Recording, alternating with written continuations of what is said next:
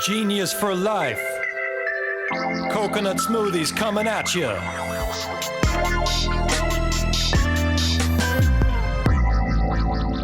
Hello there. Welcome to episode 120 of 15 Minutes of Genius. I think we started this like last week, right, Mark? We're already at 120. I think we're recording 25 episodes a day. It's a full-time job, night and day. We're dedicated. Hopefully no one believes me when I say that. We've been doing this for over a year, I think a year and 4 months. But it's been flying by. So all good stuff. All right, so big plug to Mark Nicholas, Mark N. Speaking of him, Mark N. at ManhattanBeachStudios.net. He is our guy. He is our producer. He does video. He does audio. He does podcasts. He's a Jack. He's a Mark, not a Jack, but a Mark of all trades. Make sure to reach out to this guy. Are you doing the website? That's at the end always, right? Nothing in the beginning. Okay. All right. Just memorize that, Mark N. at ManhattanBeachStudios.net. If you want to see our show and look at past episodes, see or listen, you can go to Apple Podcast or also Spotify. All the episodes are up. Or you can search us on YouTube, 15 Minutes of Genius. We're all over the place. Or you can go on LinkedIn, follow 15 Minutes of Genius, follow me, and you can see our episodes. All right, without further ado, our guest, Dinesh Tadepalli. I pronounced his last name right for the first time, which that's huge credit to me. He was on Shark Tank. He was on season 13, right? Season 13, episode 3, which aired on October 22nd, 2021, which as of this taping was literally a month ago.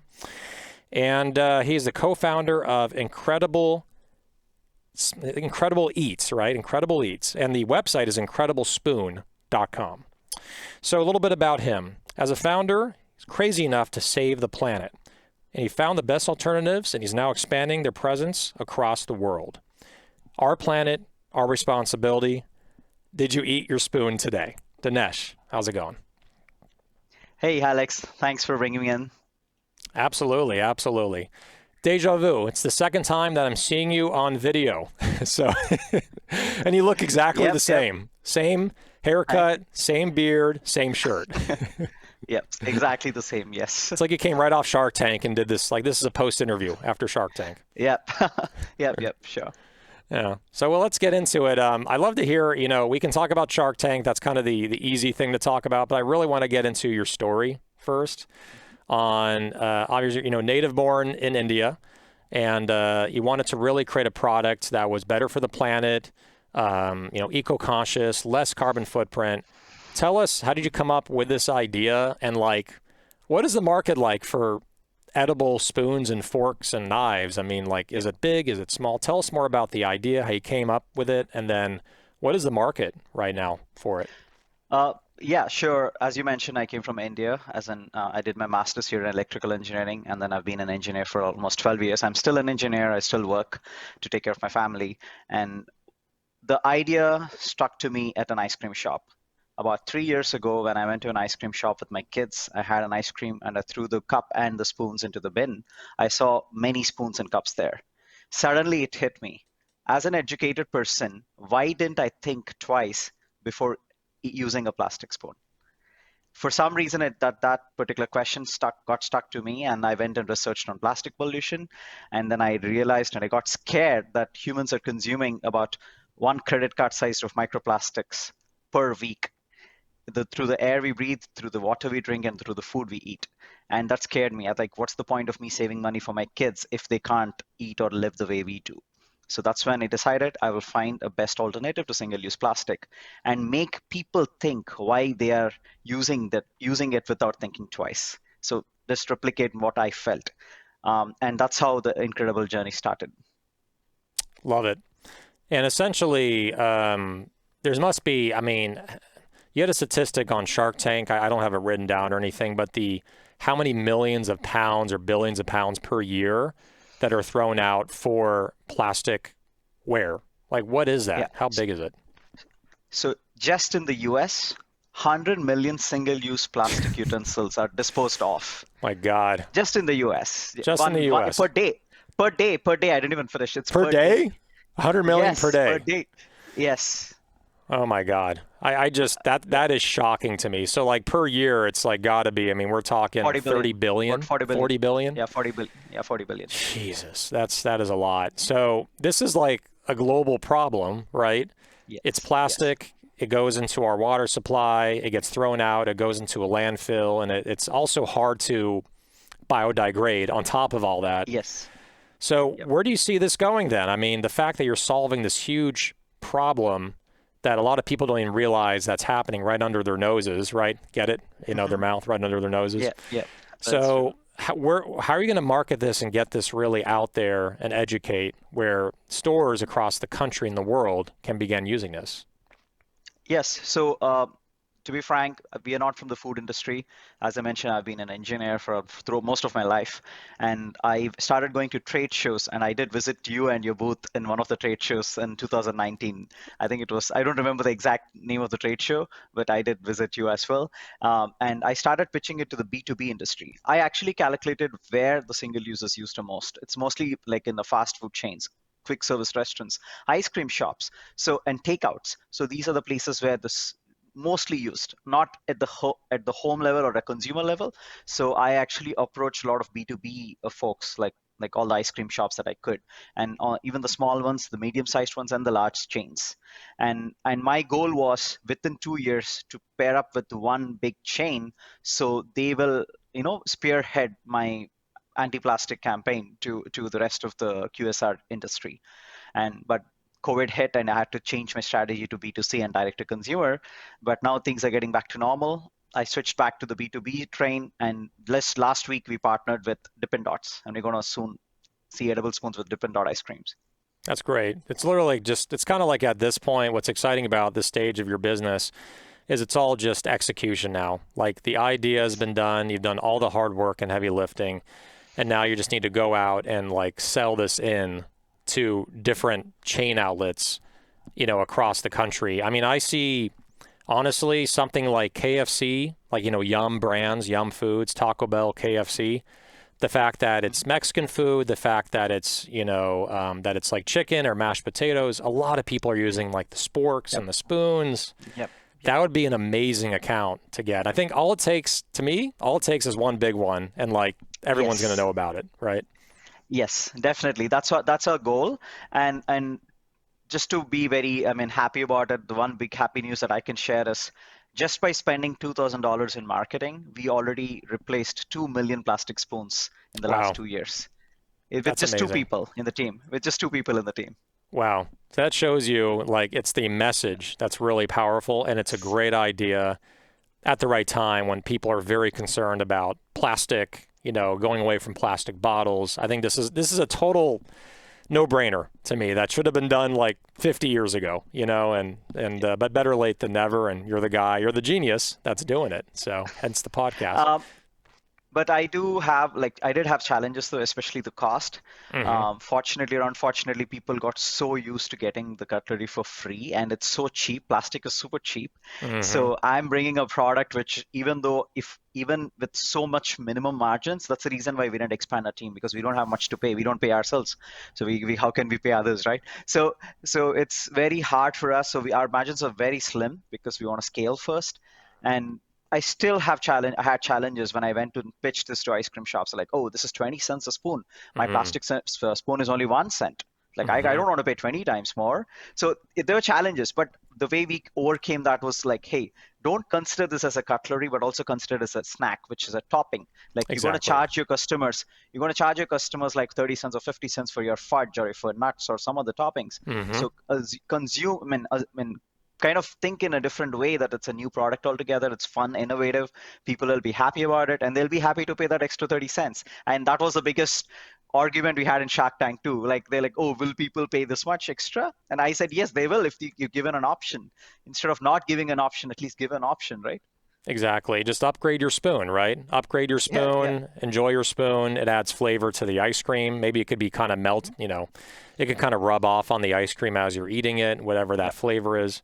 A lot of cool stuff there. I will say that, in my opinion, like the strategy, right? And you talked about this already, is you're going to places where, you know, ice cream shops, but also more higher end places yeah, where it's like cool to have it, right? It just feels cool to be eating your meal with an edible spoon or a fork. So I can see this being in hotels, the hospitality industry. I could see this being in, kind of high-end restaurants to go, like when you order from a restaurant to go, they put it in your bag. So I think starting there, but then like eventually you'll scale it to where you get the cost down, maybe not to a cent, but like under 10 cents or 5 cents. Yes. Is there any like visibility there? Like how low do you think you can get it with scale? Like have you researched that? Yeah, 2 years ago, the spoon was at 35 cents. We already Wow. brought it down to 17 cents now. And now our goal, I mean, I think the lowest that we can go as of now with the scale that we are thinking that we're going to go forward will be like minimum 12 cents per spoon. That's what we're looking at. But maybe it can be better than that. So again, it depends on the quantity, right? If I'm selling 10 million per day, then yes, it can go below 10 cents. But to reach there, I need some time and I need some support from the industries that, hey, instead of just claiming that they will reduce plastic, you have an option to reduce it now. Exactly. So that kind of eases their anxiety. They can go with plastic if they want, but eventually consumers are getting more exposed to, this awesome new product. So let's go go ahead. Yep. And not just that, sorry, to add on, right, like theme parks, concert halls, stadiums, all these places, people don't really think about that extra few cents. Mm-hmm. See, maybe at an ice cream store, you go with your family, you might think about those extra few cents. But if you're going to a theme park like Disney or any of these big places where there's so much of plastic is consumed, right, every day, and like even a football game or a basketball game where there's ice cream with this, you have to understand it's also an additional snack. It's not just changing a cutlery. Exactly. And these people are spending tons of money. They're spending $300-400, for tickets and hot dogs and sodas. So what's another 30 cents or 20 cents, right? Okay. So let's get into Shark Tank. This is something we had a couple alumni on Shark Tank. I'm an alumni from Shark Tank. So as mentioned, season 13, it was episode 3. And literally a month ago, not to copy my friend's podcast, Outside the Tank. That's a totally separate podcast. But I'd like to at least dig in on what happened post Shark Tank, both with sales. I remember also, again, my memory, not so genius. Remind us, was there a deal? Was there no deal? Kind of walk us through what happened during the episode and then also the post Shark Tank effect. So first, it was quite challenging. Because they ask you all at a time. So that was quite challenging to face them, all the 5 sharks. Excuse me. On TV, it doesn't show as if all of them are talking at the same time, but in reality, they talk at the same time. At the same time. So, I remember that. It is quite challenging. I didn't know that. When I went there, I didn't know that. I was trying to be patient and to answer one by one, but that didn't really work out. I had to literally, jumble and answer for everyone. And I think I did well because the passion went through and I got 4 offers. Absolutely. From the 4 sharks.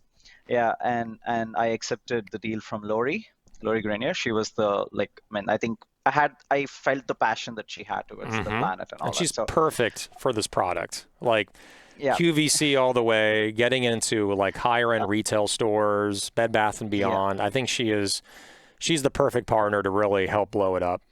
So did it go through? I don't know if you can release that. I can't disclose the details there, but it did not actually. It did not. I can't disclose the complete details there, but yeah.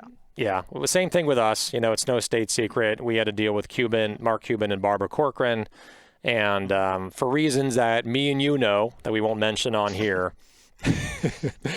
That's why 80% of all Shark Tank deals do not actually go through. So, and we know why. Me and Dinesh know why, but you don't. Yeah. You have to get on Shark Tank to find out why. So, so aside from that, post Shark Tank effect, how are things going now? Things are going better than I expected. So basically, we didn't expect it to be aired so fast. So that happened all of a sudden. So we didn't have enough stock or inventory. So what happened is we actually gathered all the negative reviews in the last 2 years because we didn't have any product to compare against. And we made a new version of the spoons. And we also started making sporks, straws, and chopsticks, which I took to the tank. So this is a new product altogether. In the sense, we absorbed all the negative reviews of the past 2 years, and I made a better product out of it. And this new product is supposed to start production in November. and the Shark Tank got aired on October. So we could only take pre-orders. And we stopped production of the old spoons completely because we thought the new ones are much better. We got new like additional feedback and all that stuff. So we completely stopped the old production, and we are like in between the change and then it got aired. So that's when we decided we just go with the pre-orders, and we were surprised to make to had made about $70,000 in pre-orders alone, and then within a week of airing. Wow. So that was pretty, yeah, because I could see that people heard my passion. It's more about, not just about the product, but also my passion, right? Because I sold my home for this.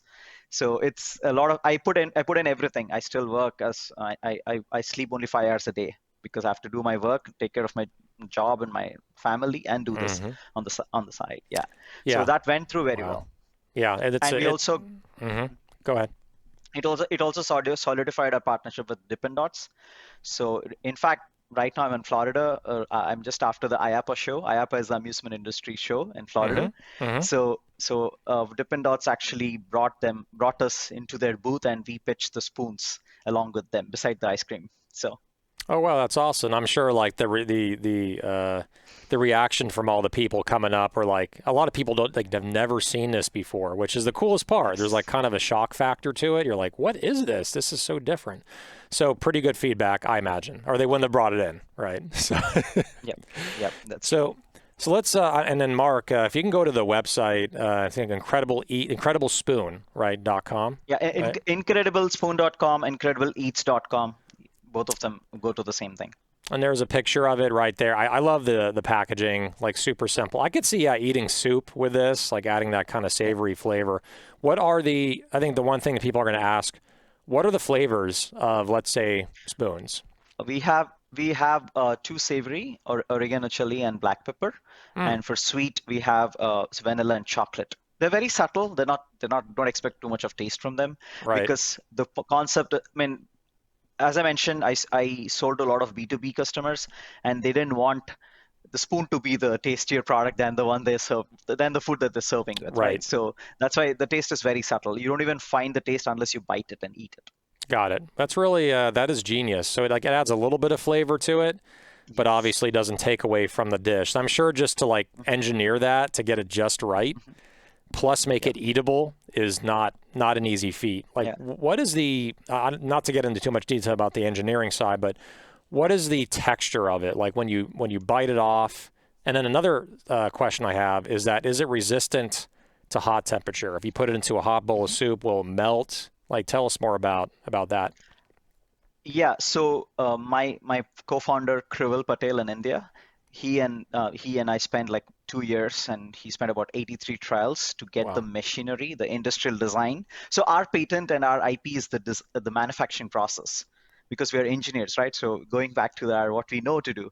So we figured out the way the spoon is hard enough so it can stay firm for up to 30 minutes in a hot food like a soup, and it gets soft enough to bite it after. So that's the brainchild of my partner Krival Patel as well. So that and again, we it's all our own money and our own blood and sweat basically. And we went through multiple iterations, got a lot of feedback, and we made sure that the product went through a critique phase of 2 years, because we believe each product should, you do R&D, research and development, make a product so hard, create a product, then critique it. Let people critique it, let them give the feedback, and then you go crusade it, and then you go start your crusading of pushing into all the places that you can. Exactly. So, I think you did the right move where you started with the people, right? The customers, right? It all starts and it all ends with the customers. So it was a really great move where you got them to try it. And you gathered all this data, right? Reviews and data, like the negative reviews, the positive ones. Gathered all that, reiterated, and came out with a better product. And now you can start taking this, as you said, to the mainstream. Last question I have, straws. Have you thought of straw? I'm sure you've thought of it, but are you going to engineer that at some point? No, we already have the prototypes. Oh, you do? So our production, our production will be ready most likely next year. Okay. And we also have another manufacturer in India who came up with another type of straws, which are also functionable, and we will be I mean we might try to partner with them if they really meet our standards and needs. So we have the prototypes are ready, but the challenge with the straw is you get 100 plastic straws for $1. And if I bring a straw for like 10 cents, it's like 100 times more expensive. So, But 100 so times more delicious. yeah, exactly. But again, not everyone thinks in that way, right? Right, Especially the right, B2B folks are like, oh, this is a lot of expense on my P&L. So right. that's why I need to show them that bring it as slow as I can, and then give them the advantage of fun and innovativeness and a snack on top of it. So I don't want to go there and show a super expensive straw. So that's the reason why I'm taking it slow. As I mentioned, I want to engineer my journey as much as I can, rather than just jump in and then find out what's going to happen. Got it. Well, I can see that again in the right it's all about the right locations. Just like Genius Juice, we can't go everywhere with a premium smoothie product with coconut. We have to go to the right locations. It's the same thing with this product. This may not be in McDonald's, at least not anytime, soon, but it can be in a high-end, restaurant, a high-end to-go place, hotels, you name it. So I see a market for it for sure. It's awesome. I'm really fascinated with it. I'm actually going to order it because I haven't ordered it yet. Is it like if I order now, good to go? Will it ship right away? Or are you still kind of catching up to the Shark Tank effect? We're catching up. We're Okay. catching up after the Shark Tank, yeah. So if I get in the new year, I'm cool with that. Whenever I get it, I get it. I'll be happy to send some samples. Send me your address. You don't have Love to it. Love it. Okay. Yeah, thank you. Cool. That's what happens. We make deals on this show, and I'm the lucky one. But all of you have to wait. Sorry. Yeah. All right. So let's go into our next segment, which is called Rapid Fire Questions. Rapid fire questions. All right. So if you've been through Shark Tank and the nerves and the preparation, you didn't crack. You did great on there. So I figure you can handle this. Hope so. Yeah. All right. Well, let's go into it. So ask you a bunch of questions. Just give us the first answer that comes to your mind. Okay. Ready? Yep. All right. For music, which decade is best? The 70s, the 80s, or the 90s? 90s. I like the 80s, but 90s is good too. I like the 90s too. Because I was born in the late end of 80s, so I don't know what it was in 80s and 70s. So. Fair enough. That's a good argument. I can't argue with that. I was born in 82, so I lived through the 80s. I'm glad I wasn't born in the 70s because I would have not been able to handle disco at all. Like I would have none of that. Bee Gees, like no, thank you. I don't want to deal with that. All right. So a movie sorry, I skipped one. What do you do for exercise? I love to hike and run outdoors. I'm right there with you. I love running. Movie you can watch an unlimited amount of times. Lord of the Rings. All three? All three. All three. Like together, right? Yeah, you can't just do one. You got to do all three. Yes. Yeah, Yes. it's like a whole story. That's how Peter Jackson got people. He's like, you can't just watch one. Yeah, that's true. Yeah, you can't have the car without the steering wheel, All right. So chocolate or vanilla? Tough one. It depends on what I eat. If I'm eating a chocolate ice cream, then vanilla. If I'm eating a vanilla ice cream, then chocolate. Spoon. I meant to say the spoon. So yeah, but otherwise, apart from that, I like vanilla compared to chocolate. Nice. I loved how you wrapped in the brand to that, Yeah. Always be selling. Always be selling. Favorite country to travel to? Nepal. I love mountains, so Love it. Himalayas. Yeah. Favorite Star Wars character? Luke Skywalker. All the way. What is I like Han Solo too, but he's a goofball. Yeah. I like Chewbacca. I love how, you don't know what the hell he's saying, but through his body language and the way he says things, you know exactly what he's saying. Expressions speak more than words. Yeah, Exactly. Body language.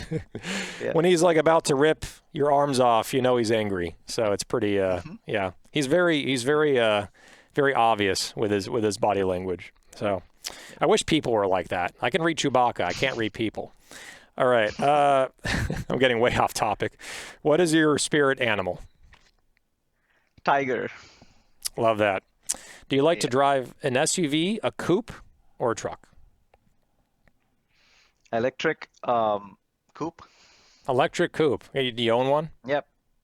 Which, No, but yeah, I own I lease a Nissan Leaf. I mean, I do have a Nissan Leaf. It's not a coupe, man. Yeah, I think okay. it's a sedan, right? Cool. Yeah. Yeah, So, those are good. That's kind of one of the OG, the original kind of like electric cars. Yeah. yep. All right. So for food, salty, this is a good one. Salty or sweet? Sweet.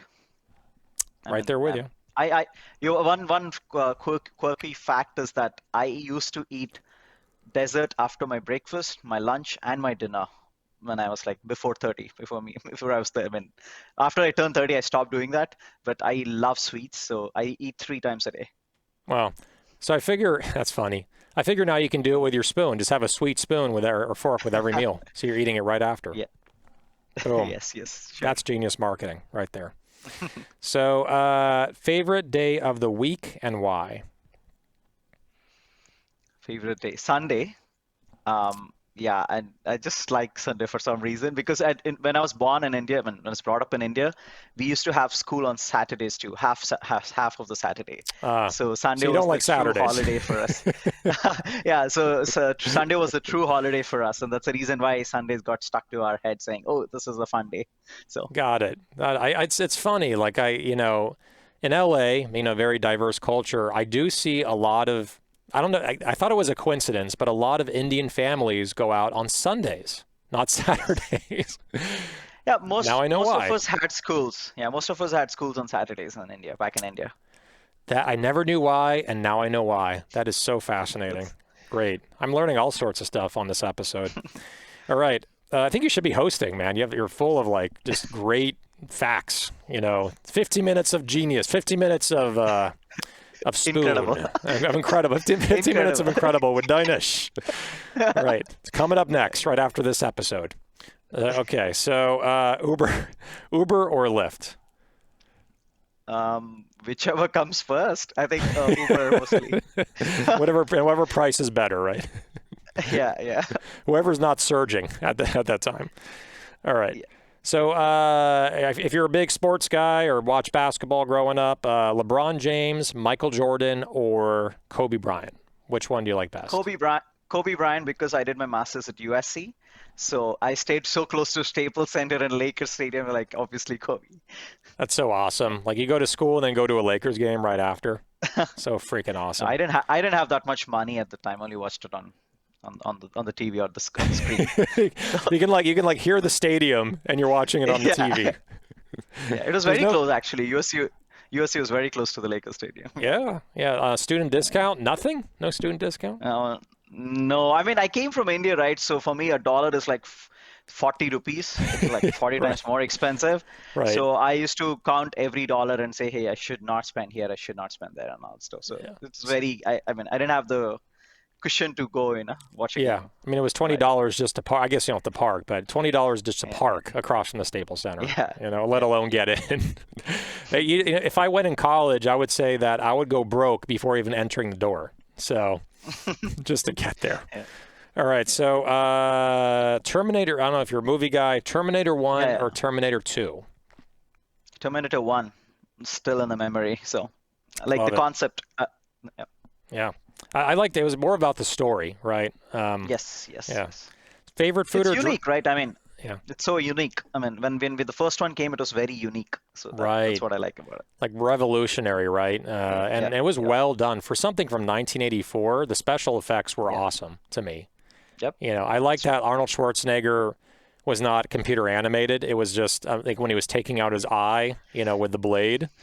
It was a doll. It was a mannequin taking it out. But I love like the originality, right? Like Gremlins or like, the real, the Yoda from the 80s, right? From the 80s movie. It's real. It's animatronic. I love animatronics. So anyway. Nice. I didn't know that. Thanks for letting me know. That's very interesting. Yeah. Thank you. That's very interesting. Thank you. Yeah. All right. Last question, because I'm droning on. Favorite food or drink if you're stuck on a deserted island, you cannot say incredible eats and you cannot say genius juice. This is Indian sweet called rasmalai. It's made with milk and the cream of milk, basically. That's what I love the most. So, Oh, cool. How do you yeah. say it? Rasmalai? Uh, yeah, Rasmalai, rasmalai. Yes. Okay, it's available like in Indian restaurants in the U.S. Yeah, in the Bay Area, you'll find it in Costco also. So, On Costco. yeah, So it's definitely yeah. hit the mainstream. So Yes, you don't yes. have to go to Bangladesh to find this. Okay. Very cool. All right, well, that is rapid fire questions with Dinesh. And he's an awesome guy. And I'm not going to try to say your last name again. I don't want to mispronounce it. I got it right once. I don't want to get it wrong. So, yeah, man, thank you for sharing your story. Congratulations on the airing for Shark Tank. Less than 1% of anyone who tries out even gets on the show. I think 0.1% get on the show. So congrats on all your success. I'm going to buy your product, or I'm going to buy it, but also wait for the samples. Yep. Yep. Send me your address and I'll send you the samples. Definitely. Even Mark, please ask Mark to send the address and I'll send him some samples. Okay, great. He's nodding. Big thumbs up from him. We're going to be like eating meals during the episode, and then eating the spoons right in front. It's going to be sponsored by Incredible Eats, this entire show. So, but thanks for joining us, Dinesh, for taking the time. I know you're traveling. So, yeah, congrats on everything. This is episode 120. Thanks for joining us, man. Thanks a lot for the opportunity. You got it. All right, have a wonderful night. Yeah. Cool. So that is episode, as I mentioned, 120 of 15 Minutes of Genius. Make sure to check us out on Apple Podcast. We have all the episodes on there, and also on Spotify. Big plug for Mark Nicholas, Mark N. at ManhattanBeachStudios.net. There's his information below, right here. So I'm holding it up right now. It's very, very heavy, but it's good stuff. A lot of information. So make sure to reach out to him, Mark N. at ManhattanBeachStudios.net. So that is episode 120 in the books. And one last thing, stay hungry and genius, my friends. Genius for life. Coconut smoothies coming at you.